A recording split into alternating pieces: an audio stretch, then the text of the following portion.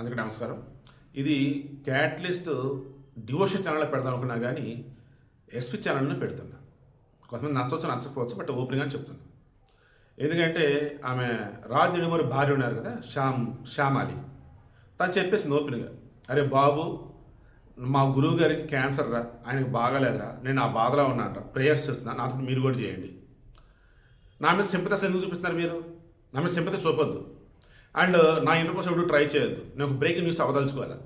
నా డ్యూటీ నేను చేసుకుంటున్నా, ఎవరి పని వాడు చేసుకుంటూ ఉన్నాడు, మరి ఏంది ఇదంతా అంది. సో ఇప్పుడు ఇది ఎందుకు చెప్తానంటే, కొంతమంది ఇంకా ఈమె మీద సింపతి చూపిస్తూ సమంత అంటారని మాట్లాడుతూ ఉన్నారు. ఇక్కడ సమంత క్యారెక్టర్ జస్ట్ ఒక ఎగ్జాంపుల్ అంతే. సొసైటీలో విడాకులు తీసుకున్న ఒక మగవాడు విడాకులు తీసుకున్న ఒక ఆడవాడు పెళ్లి చేసుకున్నాడు, వాళ్ళ బతుకులు బతుకుతున్నారు.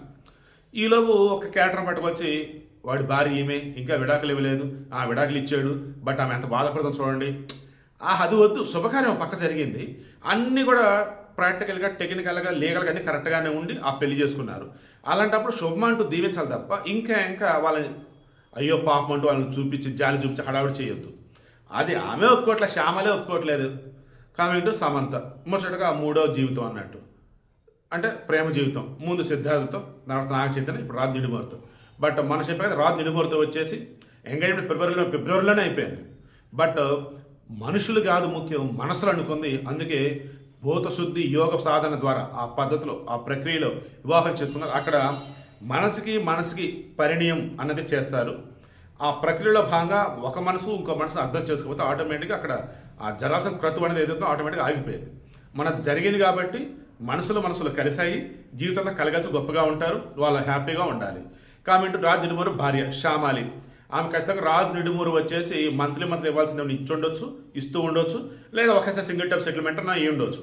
వాంటెడ్గా ఆమె మీడియాలోకి రావటమో పోస్టులు పెడతామో చేసింది. ఈలోపు మీడియా హడావుడి చేసింది.